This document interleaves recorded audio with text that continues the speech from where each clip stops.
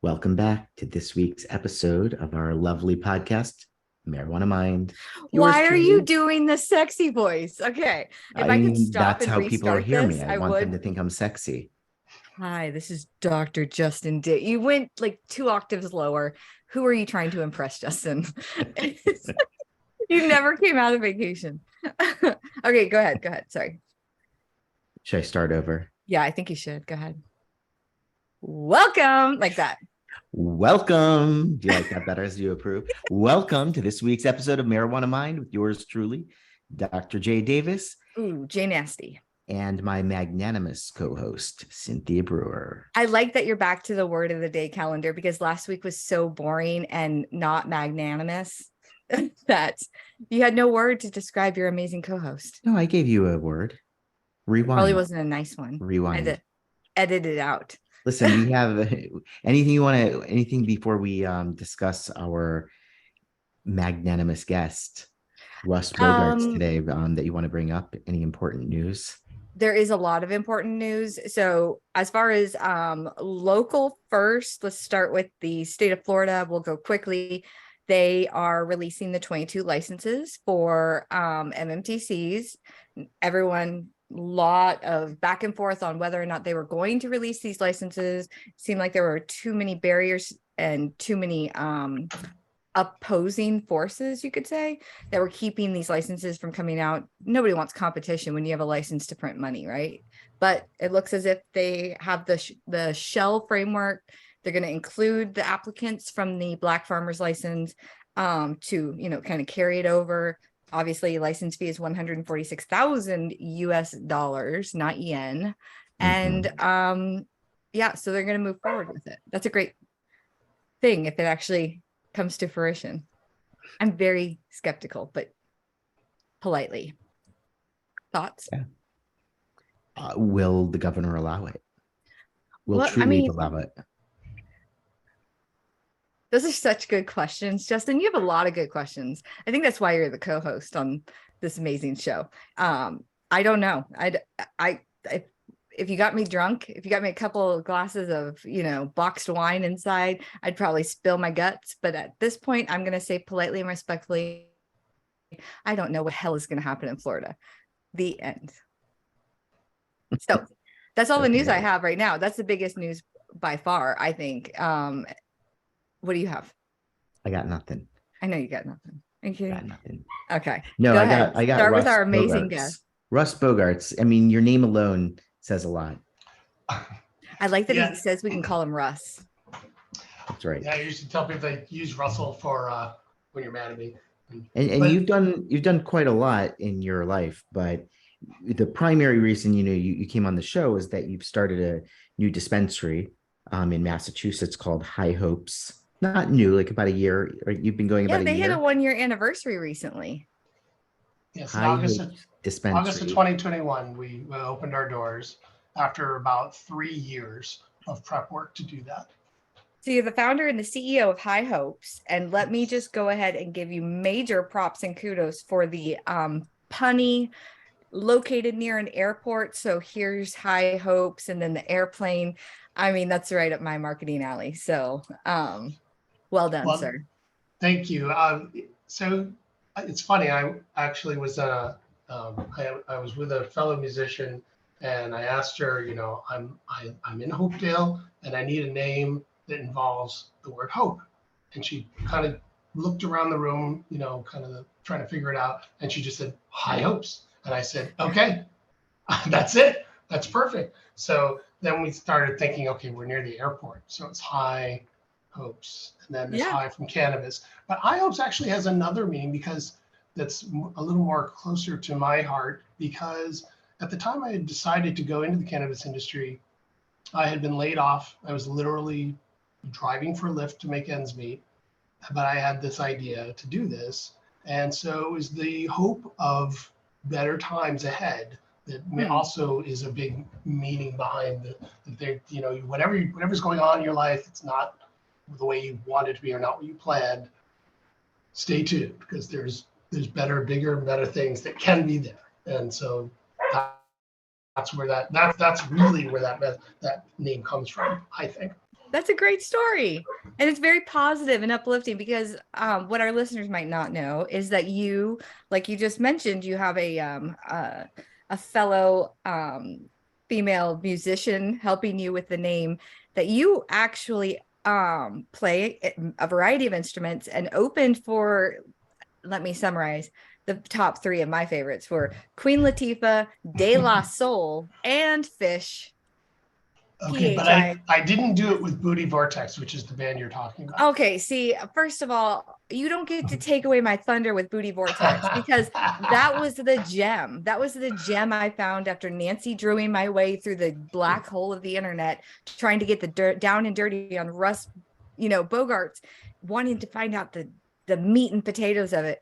And I found Booty Vortex. Justin, do you know what Booty Vortex is? Well, I want to know first, more importantly, Posdnuos or Maceo?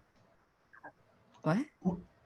The first name, I didn't quite hear it. I heard Maceo. Posdnuos or Maceo? I have to pick Maceo. What the hell are you guys talking about? Oh, Maceo, see, got you there. Maceo Parker, who is the saxophone player for James Brown. Oh, I'm sorry. I don't speak old and also brass the nicknames, instrumentation. Also the nicknames in De La Soul are Posdnuos and Maceo. Dude, I was thrilled to find out that our guest had, affiliations of such, but then realizing that after digging just a little bit deeper, that you were in like the most interesting, most important part, in my professional opinion of music listening, of the band Booty Vortex. I have a hard time saying Booty Vortex was essentially a great band because of your participation, in my opinion, as a podcast host. Justin, your as thought. A trombonist, right? As the primary trombonist. A slide. It was a trombone in the horn section. That's right. There's a saxophone and trumpet. But okay.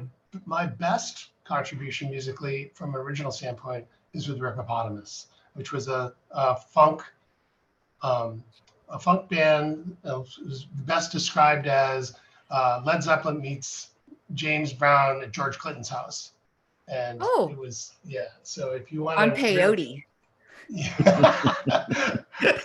Some of the members. Anyway. What was the name of the band one more time? Rippopotamus. Okay. I just wanted to make sure I heard you correctly. Yes.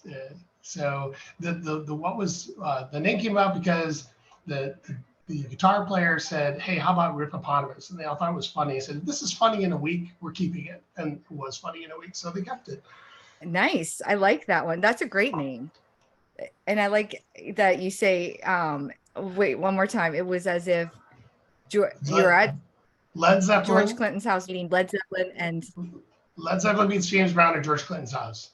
Yes. On peyote. Yeah. On peyote. Yes. I feel like that's awesome. So both, incredibly talented musician. What made you decide to kind of dabble in this nightmare that we love so much in the cannabis industry? Well, now we got to fast forward to when I was laid off. So I'd spent 20 years being a business analyst and being in IT and advising managers and directors and VPs and COOs about how to do things better and run their business better and get things done better in the software world. And the job that laid me off didn't listen to me and got to the point where they had to lay people off. So I got laid off, and I said to myself, I'm not doing this anymore for other people. I'm gonna do it for me. And I'm gonna start this business and run it the way I think a business should be run. So that's what I've tried to do. Now, did I do it perfectly? Were there problems that I didn't foresee? Of course. But there are some integral things that is high hopes that I did really well, I think, and that's that the employees stick around. I have very low turnover in an industry that has continuous turnover, right? Oh, yeah. Here, one of our closest competitors down the road has completely turned over their staff since they opened, and we have all lost maybe 2 or 3 people. That's a lot of loyalty. That's hard to find in the cannabis industry. What kind of dog do you have? Yeah, I think we should meet the I feel like he needs to be on the show. Just let him in the room. I think he just needs to meet us. I have a few. He will be far worse. He's a standard poodle. He just got fixed. Justin has one underneath his desk right now as we speak. I wish he was ready to do that, but he is. He's angry because he can't play with his friends right now. So that's what you're hearing. We are huge dog people on this show. We love dogs more than we like most of our guests. Our store is dog friendly. In fact, we have green gruff products that are CBD for dogs, and I think cats can use it too. I'm not sure. I have to look. No, we aren't a big fan of cats. Oh, okay, I'm just kidding. I'm not. Justin is. That's because I'm allergic. So just to kind of like sum this up, I want to make sure that we highlight some of the amazing things that you've done with your location. So High Hopes is based out of Hopedale, Massachusetts, right? So you're the CEO. You started this after being laid off from an IT company and driving Lyft. And obviously the name represents how you felt on getting back into the swing of things after, kind of being cut down a few inches by your old company, but like you're winning, Russ. Like, let's just go ahead and say, I don't know who they were. We don't care who they were, but you're winning at life. I've looked at the Google reviews, and this is something really impressive. And I take it very serious because I review a lot of stuff on Google. I've reviewed Dr. Davis's office. I've reviewed my dentist's office, and I put a lot of passion and heart into my reviews. And I also take time to do them. They're not easy or quick. And for a company that's only been open for like a year, your anniversary just happened, you've got almost 150 reviews and on average 4.9 stars. 152 reviews. 152 reviews, and only one 3-star review, 9 4-star reviews, and the rest are 5-star. Yes. Right. And what I'm saying is like, these are not robotically or incentivized reviewers. These are authentic, genuine reviewers that took time out of their day to go and talk about how wonderful of an experience they had at your dispensary. That's unheard of. And if you compare this in real life, just so everyone can have perspective, there are dispensaries that have been established for way longer than Russ's dispensary, and they don't even have 15 reviews. And if they do, most of them are poor because of a bad experience. So having 152 people take time out of their day to talk about their experience at your location, that's a big deal. Thank you. And your staff being loyal, that's huge too. It's no accident. And so when we a couple things that right out of the gate, I knew that competition and market saturation were going to be a big hassle. And so the first thing I did was I found a location that happened to be in the town I lived in that was surrounded by towns that banned retail, right? So I created my own market oasis, or blocking the saturation to a certain extent, right? So I've got a couple in the same town, or one in the same town, one in the neighboring town, but all the other towns, there's nothing, right? So I'm going to be okay as we get more and more populated, at least for a while. Now, the other thing that I did was I looked at all the dispensaries that were existing when I first started this and said, I don't want to do that. They all look like vet offices or doctor's offices, or going under these names like alternative care or green this or that, green that. And I said, I'm not going to do that. We're recreational. We're not going to be shy about it. We're going to be proud. It's okay to get high. It's legal. Let's stop the nonsense and have fun. And I like that. Nonsense. So we did that. We've talked about logos that we like that are for cannabis companies that aren't green and aren't displaying the leaf in this like generic kind of like propaganda way. And I like yours because you could probably drive right past it and not even know it was a dispensary. That's right. We definitely went for the Willy Wonka effect. So like you come into the store, you think the store is just some, and you can eat everything off the walls. But right? when you pass those Oompa Loompas. I had dreams of opening day where there'd be tons of people outside, just like in the movie, the Willy Wonka movie, and that I would be playing, What would you play? Pure Imagination, which is that song with the little chimes. Exactly. Oh my gosh. Yeah, I'm now picturing this. It totally didn't happen that way. But the point is that you can walk through the doors. And when you walk through the doors, you see our sky floor. It looks like clouds in the sky.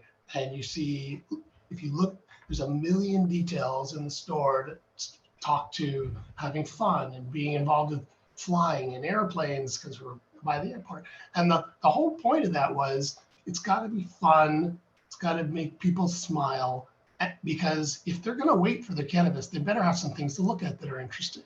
So if you start looking around and you come into our store like 5 or 6 times, you'll see something different every time that you didn't see before. And I love that. Part of that is that it wasn't there, but part of it is you just didn't notice it. I love that. Now, when you're as a business owner, and Justin, I apologize. I have so many questions because like that market specifically in Massachusetts has been incredible and also a nightmare. My lab is in Natick, Massachusetts. And so, operating from the laboratory perspective is always a challenge because of the regulations, the way that they are. But I have so many questions. Justin, I want to make sure you get your question in because I'll thank just you. talk That's over you. very I'm magnanimous. trying to be more Very polite magnanimous. this year. My New Year's resolution is to let you talk more. So let's see how it works. Well, I mean, I personally am drawn to your philosophy, but first of all, I know because I also had I back when Yelp was relevant. Now, it's not anymore, but back when it was, I in San Francisco had pretty much all positive reviews for 7 years running. That's the highest reviewed medical practice. And that's not an easy thing to maintain. And now, Google is kind of the new Yelp in terms of reviews. And the fact that you can do that and you're only in your first year, but all positive, people are much more apt to review places when they're angry than when it's positive. So if you can garner that many purely positive reviews, you're doing something right. And I think one of the things you put on your I think on the logo, or not on the logo, but one of the sayings was people over profit. And that kind of stood out. And that's the kind of thing people are very drawn to. Many people are. And that a lot of people like to say, but it's hard to actually put your money where your mouth is and to actually do that and maintain. So it seems like you are based on, your reviews, your retention, but what are some of the specific, not all of them obviously, but just some of the, the policies or just general things that you've instituted to do that? Sure, I can speak to that. So first of all, people over profit is really not the full sentence. People over profit is more profitable. That's really that's really the message. And that is not original. That's not my thinking. That's from when you talk to people like Warren Buffett and people that started the enterprise car rental. That story where this was a small business, relatively small business in the car rental industry, where they completely upset and upturned or disrupted, that's the word everybody's saying, disrupted the business by simply over a long period of time being better at providing a better customer experience, right? Mm-hmm. So now you mention them with Avis and Hertz, right? Because they're that big, because they're that popular. And they got there based on that model. And I want the same for my company, because one, it's a good thing to do. It's a good thing to have customers feel like they got a great experience. That's a great thing. And there's no really, you need some money to survive, but you only need some. You don't need all of it. Mm-hmm. You're going to make plenty of, if you're doing this business right, you should be able to make enough money to be okay. But why not spend or, not cut the corners and make sure the customer's getting an experience that can't be met by other dispensaries. And one of the ways we do that is we are really passionate about sharing truth and what we know from science and what we don't know from science about cannabis, right? So I'll give you an example.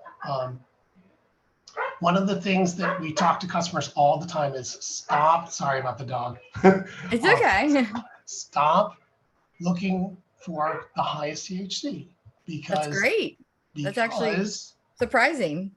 Yeah, we offer it because there's some people that may actually justifiably say, I can't get high unless I have 30% or more THC in my. Well, maybe, but maybe you just haven't really explored terpenes the right way. Right. Terpenes contribute to the entourage effect, and I'm sure you've talked about it on your podcast a lot. It's the combination of THC and terpenes and that govern the intensity of the high that person experiences. So what I tell people when people give me the time, when I'm doing bud tending, is I'll say, you should really explore terpenes. You should smell things, and not only find the things that you like, but there's some things that you'll smell. There's a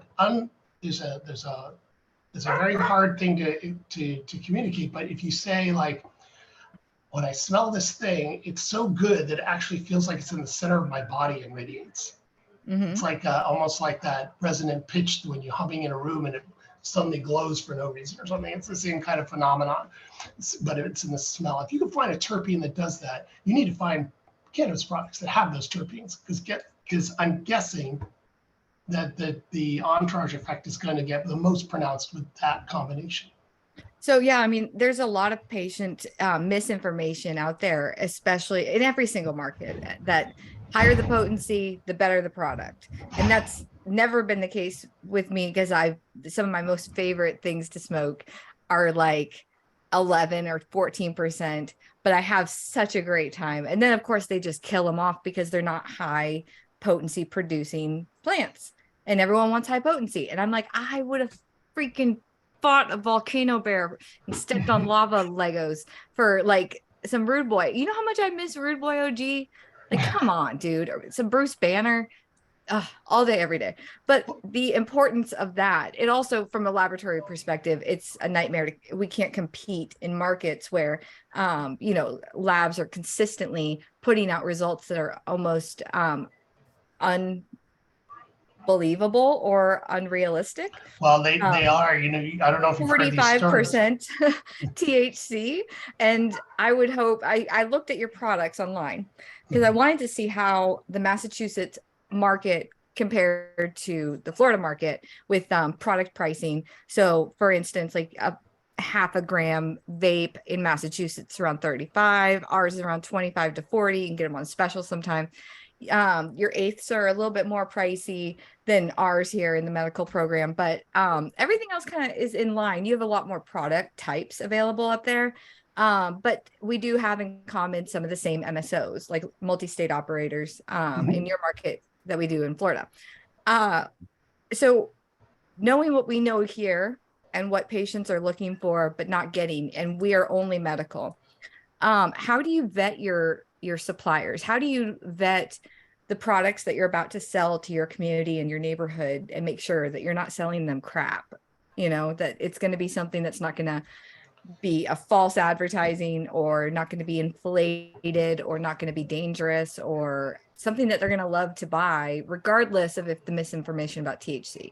So it's a great question. And I'll tell you, we were visiting, we would go and visit certain dispensaries, cultivators, and see how they do their work. And they're happy to do that most of the time, especially if they're courting us as a store to have their products on the shelf.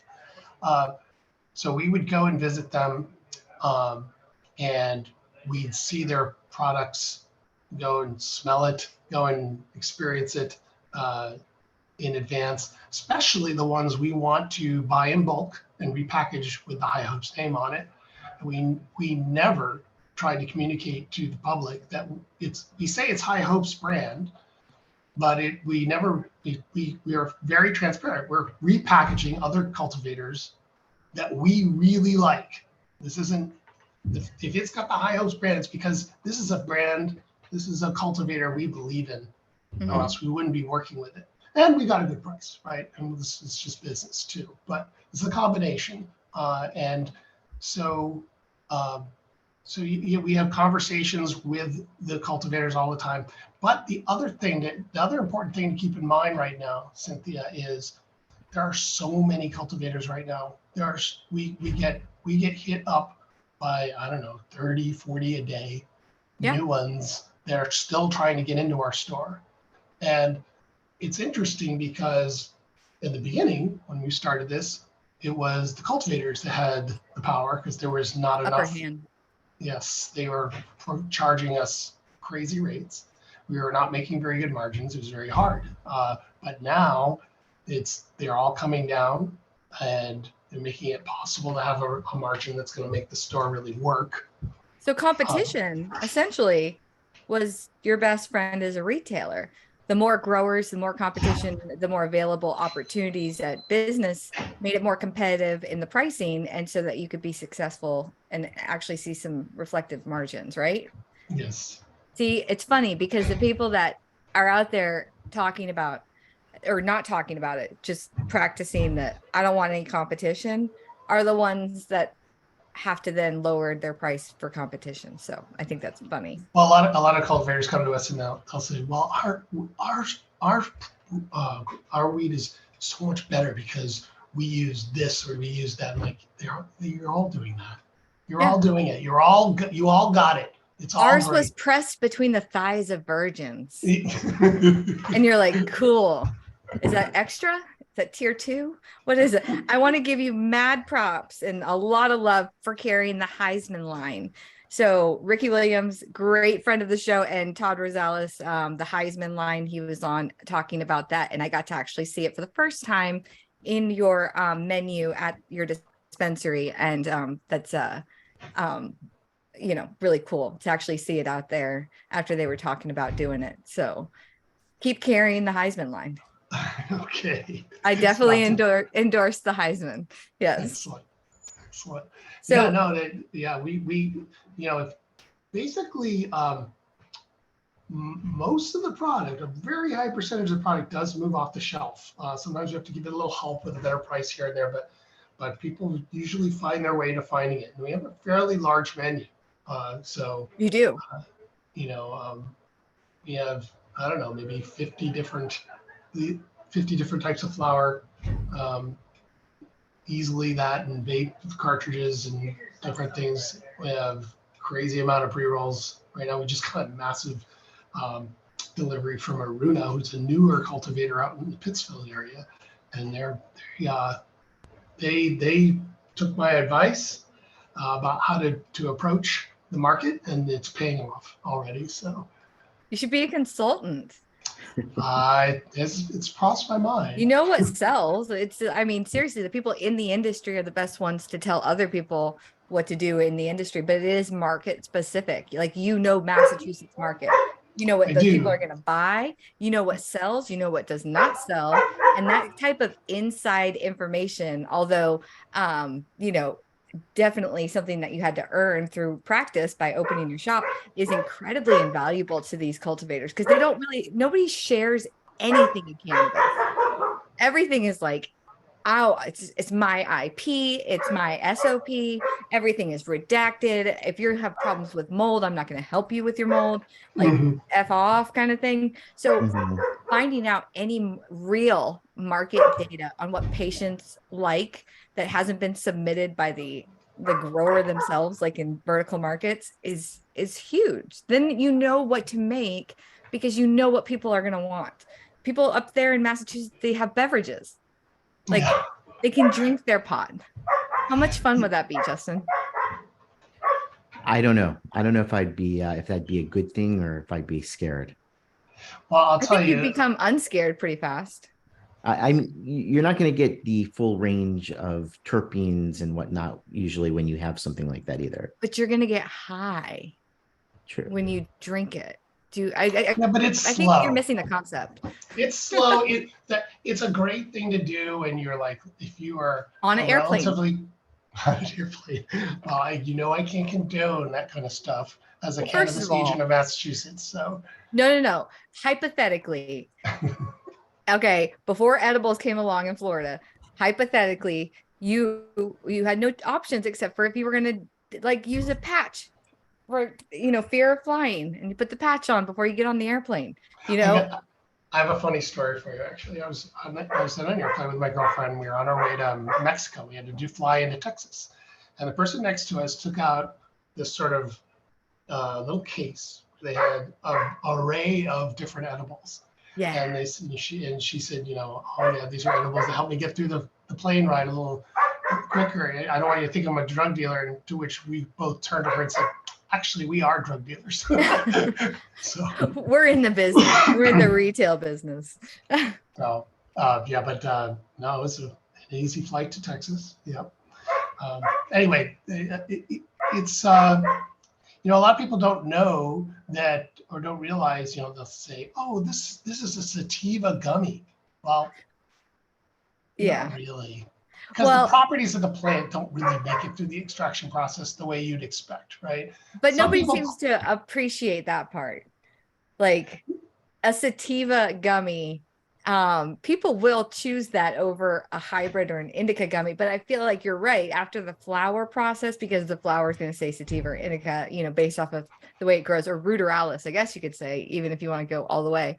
But after that, it's just pot gummy, weed brownie at that point. I've never heard of a sativa brownie. yeah, I just don't think, you're going to get really the what you'd expect out of the properties of the plant. But I'm always looking up that for sure. surprised how many patients love edibles though, and how well they do with edibles, because I agree with you, it should be inferior even to a more full spectrum tincture.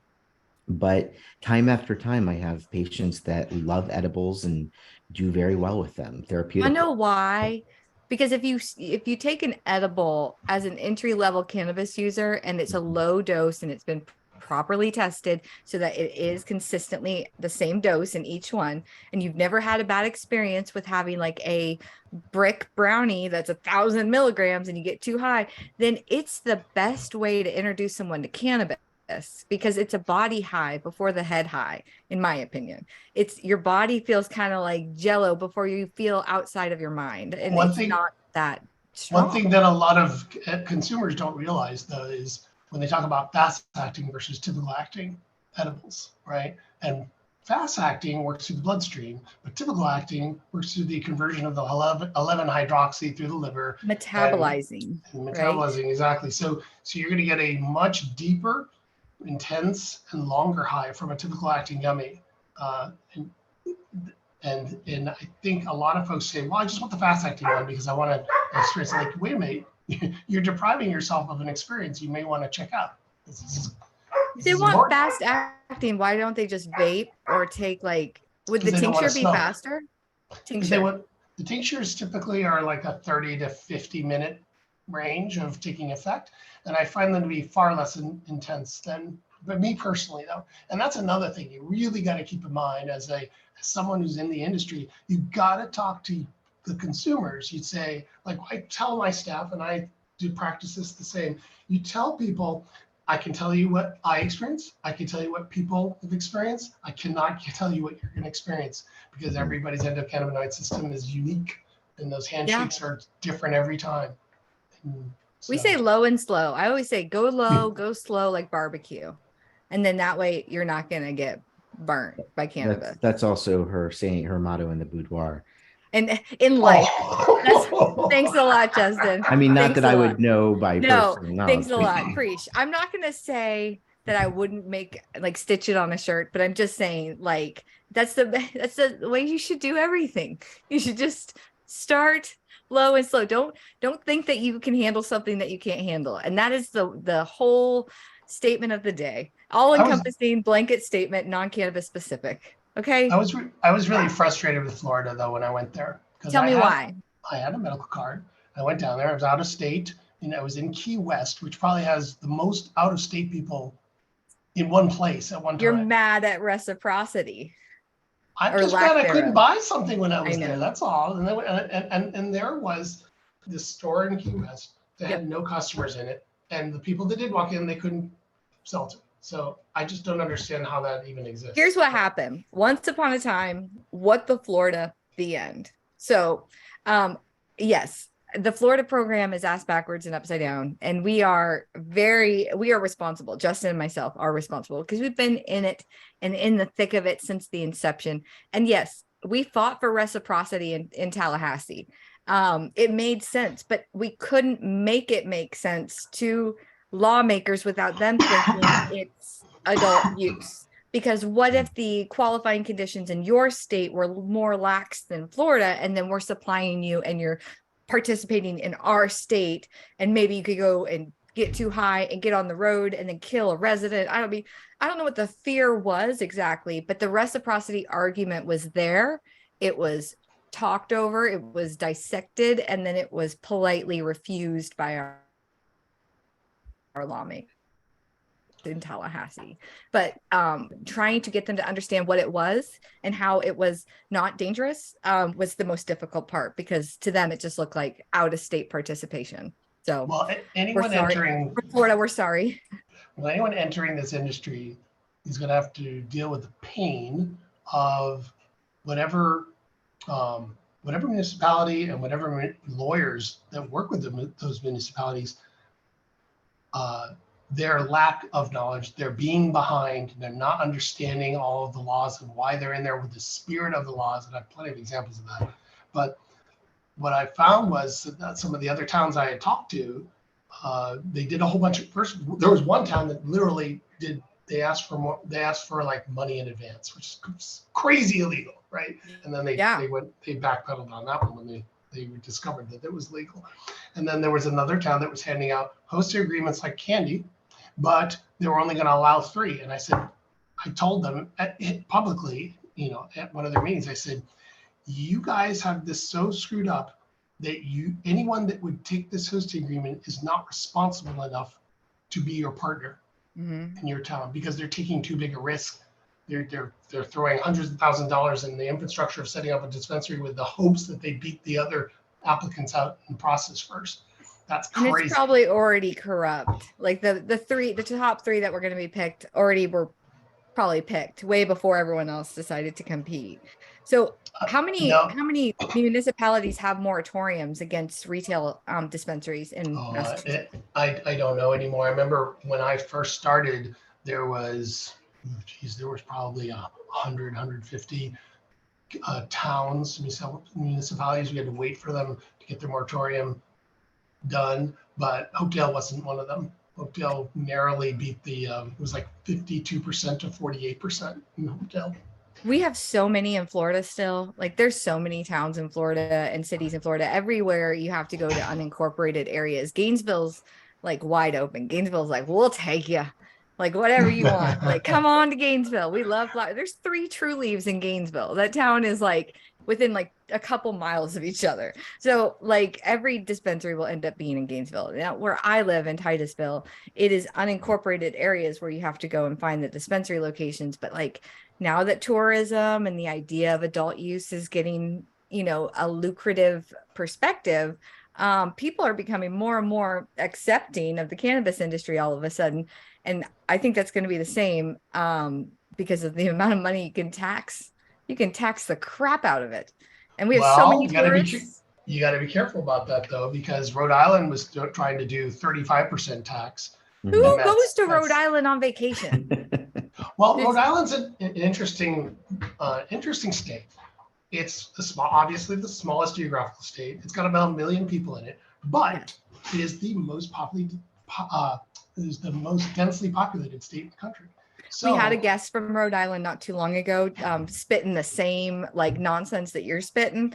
Rhode Island no, she was from Delaware. Was she Delaware or Rhode Island? She was from Delaware, the second smallest state. Okay, so we've had one from each, and it does not compute. Yes, I will give you the densely populated thing, but like Florida, we have almost 850,000 patients. Okay.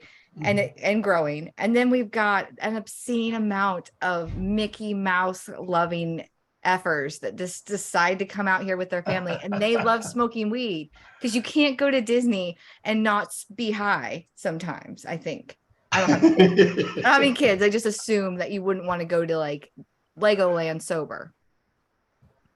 So we're going to tax it, and then municipalities are going to tax it. So it's going to be like 25, 30%, and then another 25% on top of it. And then all our roads get fixed. Well, that's a great theory. But the problem is that if you tax it too high, you're just going to get a whole bunch of people that just say, well, I'm not going to open it in Florida. They're going to open it in Georgia or whatever. And people are. Oh no, not Georgia. Well, I don't want to lose out to Georgia. Whatever state's the nearest, they'll say, I'm just not going to bother with something that's that high. It's too hard to make money. We're vertically integrated. Okay, but remember this: what 280E taxes are killing us. Yes, I know. So, And for those of your listeners who don't know what that is, that's the idea that you can only write off cost of goods. So all of the stuff that you spend, like your utilities, your wages for employees, all the insurance, all that, not write-offable. So my Yeah. profit So margin's crazy low. if, let's say, Russ was operating a convenience store, would that make sense? A convenience store. You get to, as an entrepreneur, write off every expense at the cost of running your business and operating effectively across the board. And that is utilities and internet and wages and insurance. And in cannabis, we don't get to write off shit. So That's right. Now, That's right. the one thing I have noticed, and I'll bring this up very loosely because I haven't looked too far into it, is that there is this tax break that they're giving cannabis companies. And a lot of my clients have actually taken advantage of it. I am not affiliated with this company at all, but it's during Rona, if you lost, had supply chain issues or lost the ability to acquire some of the regular things to run your business, that you would be able to get per employee money back. I don't know, but I just know that a lot of my clients are taking advantage of that. I don't know much about it myself, but that seems like the only relief I've heard of in a long time for cannabis companies. To be honest, it's chump change, though, Cynthia. Exactly. But at the same time, what breaks do you get as a business owner? Well, one break we are manufacturing, and I'm using that as a pun, because we are manufacturing, or we have a sort of a manufacturing room where we take the bulk, like I said, take the bulk and we turn it into pre-rolls or eighths or whatever, right? That effort is write-offable. Write-offable. Yes. So all of the, yeah, it's not a good word. I'm going to go with it. I'm going to allow it. Write-offable. But so the time my employees spend on that, and even a portion of my own, salary and some other officers in the company are we can write off those portions because they are part of cost of goods. So you have a retail. Now the cultivators can do this because almost all of their stuff is cost of goods, right? We have found a way to leverage that. Plus, Massachusetts recently got rid of 280E at the state level, so that also provides a little bit of relief as well. Well, I mean, there's a lot to be said about a state that actually takes control of how the program is going to be implemented and how it affects the current people, the people that were affected in the past, social equity. Massachusetts is actually one of the better markets I like working in. I do feel like there are some areas of improvement, but working with the CCC, the Mass CCC, has been an honor. I really enjoy them. I enjoy the regulators. They know what they're talking about when they're doing inspections on the lab and stuff. The problem, I think, is with the process in which someone hands you a product and says, this is a representative sample of my stuff. And then we say, okay, we test it, you're good to go. And then it might not be the same stuff that ends up on the shelf. Or representative. Well, I'm not sure if that's happening the way you're saying, it's illegal, because of course it's illegal. Well, yeah, but I think that if they did that knowingly, there's hefty fines for that if they get caught. I would never take that chance to do that. You'll see. Stuff will come out. There's already been things published about it, and it's been something very eye-opening for our company specifically, because we don't want to ever vet a product that's not safe for patients. Like you say, patients over profit. We say, like, patients are the bottom line. Like, that's it. We never got into the industry and the not so sexy side, which is lab testing. That's not sexy cannabis. That's like the least sexy part of the cannabis space is the lab testing. Everyone hates the labs.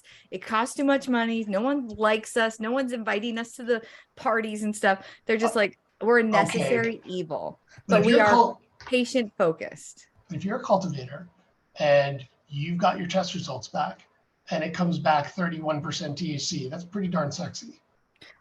Yeah, but you picked the samples. I didn't pick them. Unbiased, biased. You see what I mean?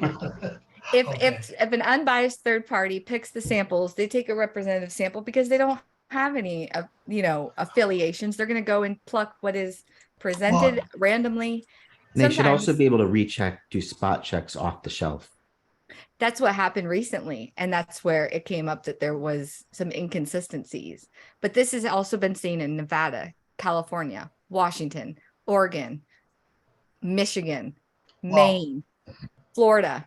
Okay, but Massachusetts is known for being the most rigorous testing, and a lot of crops fail because they have too many microbes. That happens a lot, and on top of that, though, to add to your to represent your side of your argument, I have heard stories about some people where they dry their weed out crazy amounts to make it lighter so that they will have a higher THC result. Well, okay, so it depends though. Every market's different. Well, okay, you can either have a lab like in Florida. We have to do wet weight on the COA document. So what that means is we accept your we pluck your samples off of the shelf randomly, final product. We take it back to the lab and we calculate your moisture percentage. Let's say you dried and cured in Florida for 14 days altogether, and your moisture percentage ideally would be around maybe 12%. Some bad labs in this space that know wet weight is the way you're supposed to do it will calculate the potency based off of 0% moisture. And that makes the values significantly higher than factoring in a 12% moisture. Is that how they're fudging the data for the well, it's not so much fudging the data as manipulating or inflating the potency. So the data is there. It's just they're using a calculation that makes it a higher potency off a dry weight. But the state is very specific that we have to do wet weight in Florida as received weight, which means we factor the moisture back into the percentage. And sometimes it does affect and lower it. And that sucks. But that's the regulations. Other states allow you to do dry weight. And that's why if someone ever wants to know why a product in this state isn't the same potency as this state, you can't look at the lab and say, the labs are shit, because sometimes that's the case, but other times it could be as simple as regulation language. Florida is as received, other states are dry weight, and sometimes when they don't like it, they just do whatever the fuck they want to weight. So it sucks, but it's hard to compete with that. And so we just do the right thing, and hopefully everything will iron itself out. But yes, drying the heck out of it and eliminating the moisture if you have to factor in moisture, but you're going to kill your terpenes. Like you're going to just ruin. But if your goal is to just get your high THC percentage, then if you don't care about good product and people, then yes. I look. Pour bleach all over. Preaching to the choir for me. I take your flour and you know it's going to fail. So you pour bleach on it and then you send it to the lab so it passes. There you go. Kills off anything moving. Russ, I'm taking a poll. So, it's just your opinion, but is there a difference between terpenes derived from other plants, like limonene from a lemon, versus the terpene derived from cannabis, limonene from a marijuana? Are you talking about naturally occurring versus organically derived? Well, they're all naturally occurring. No, not technically. Okay, go ahead. You can answer his question. Okay, so my understanding is that the limonene that you get from marijuana and the limonene you might get from a lemon is very similar, if not the same. But I don't know that for a fact. I mean, I'd have to research it. So it's not a very good answer, I guess. But that was my understanding. It's okay. It was a hardball I threw out. I shouldn't, What are you trying to do to him? You can't we're break gonna edit him. that out. You can't break him. He was in Booty Vortex. He was the lead member of Booty Vortex here on our show. Don't you ever forget that. That was a dick move. Respect our guest. Booty All right. Vortex. More important question. That band will never be the same without him. Just saying. We are from, we're broadcasting from Gainesville here. Well, at least one of us is. I'm in Titusville, so whatever, Titusville, Schmitusville. We call it Hepatitisville. I want to know if you, if you're familiar with or have ever performed with Less Than Jake and Big White Undies. I have not. I thought for sure you would know Less Than Jake. I thought that was like hands down. You were going to kill that question. I have heard that name, but you know what? It's possible. I mean, look, the majority of the gigs that I played, we played 6 to 10 a month for 10 years. There's hundreds of gigs, probably. I don't know. I love that answer. I love the non-committal answer. And I think it's fair because, as a musician going through musician type activities and substances, I bet you don't remember most of the people that you did play with. That means you were a great musician. My participation with the so-called drugs you're referring to was very, very limited. Oh, I never said drugs. It could have been alcohol, women. It could have been the love and the high of travel and being on the road on tour. I don't know. I just know that musicians have short memories. And so he could have played with them. He played with De La Soul and Fish. Fish has a huge following, both in the cannabis community and music community. Fish was fun. That's actually a really fun show. That was the UMass campus concert at the Pond, which was, that's your alma mater, isn't it? Yes, it is. Yes, it is. And I went there for free because my father was a professor. He just recently retired due to coronavirus stuff, but he was there for 50 years. He taught there. Anyway, point is, very popular concert, had hundreds and hundreds of people there. Fishbone and Mighty Mighty Bosstones were on the stage too, and it was just a great time to be 20 something. But I love that we have a ska artist on the show. I feel like I'm just saying, like we said earlier, like everyone will judge your ska band on how many slide trombonists you have, right? It's like a street credit. If you have the most, you are the best. So we are just very thankful to be in the presence of such talent. And we haven't had a celebrity on before. Make me a promise that if you ever get a valve trombonist on the show, that you would just make complete fun of him. It's the silliest instrument on the planet. What do I say to make fun of a valve trombonist? Say, is the reason you're playing the valve trombone because you don't know how to buzz high enough for a trumpet? Oh my gosh. Buzzing. Get him in the gut. It's going to be a gut punch. Or that you just couldn't learn where the slide positions were. Okay. All right. I'm writing this down very diligently. I'm going to go find one and then just invite them on the show. And they're going to be like, oh my gosh, we're so honored to be on the Marijuana Mind. And I'm going to be like hitting them with the 1, 2. You can come back on and actually help me to just disintegrate their entire self-worth.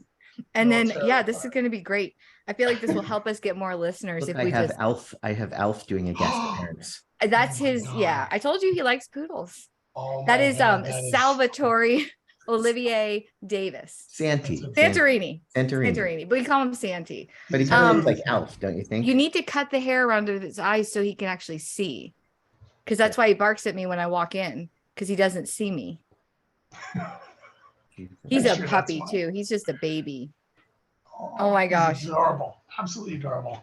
He looks like he's just so much hair. Justin, take him to the groomers. That poor dog. Oh my gosh. And he has a little poodle friend, Justin's sister, on the compound that they live on. They go off and they just go and experience things, but he hates the chickens. The chickens were chasing us and he was like, yeah, we should go inside. So we went inside. Well, I digress. Russ, this has been awesome. I'm really stoked we've had you on the show. We really don't get a chance to talk to a bunch of people that are in various parts of the industry, especially on the retail side, that have such a human story like you do, that a lot of people, and I know our listeners, can relate to, and especially the messaging behind it about having hope, keeping hope, F the man and the system. Okay. It's okay. If you're a Lyft driver, you can be a CEO of a very successful dispensary if you choose to keep hope. And I love the fact that it's the middle finger to the man. And then you came out winning. So whoever that company was, wherever they are in life, y'all fucked up. So. Thanks. Thanks. I've already thought those kinds of thoughts many times, and I don't have any ill will toward any of that stuff. It's just was sort of a bad hand, but I folded that hand and moved on. So that seems awfully appropriate and respectful. So I'll say it for him. I'll be your inappropriate voice. Translation by translation means mic drop. Y'all fucked up. Yeah. Bogart's out. you know? It was a lot of fun. Thanks a lot. Hopefully I gave some folks and you guys some information to be helpful and meaningful. Is it a no? Is it a hard no on this the Booty Vortex shirt or the Ripopotamus shirt? Maybe. Ripopotamus shirt is very hard to find. Booty Okay, Vortex okay. shirt? Yeah, I can get you one of those. I figured Okay. that out. Just a medium will do fine, and it could be used. I just want to frame it and put it on the wall. And if you could sign it, because no one else in that van matters, just you. Okay, Got it. I'll take care of it. Justin, go ahead. Hey, thanks for joining us again in my deep voice. Keeping it Well, at least green. it's not slow. It was like you were at the beginning of telling a children's story. It was really creepy. Yeah, go ahead. Do your sign off.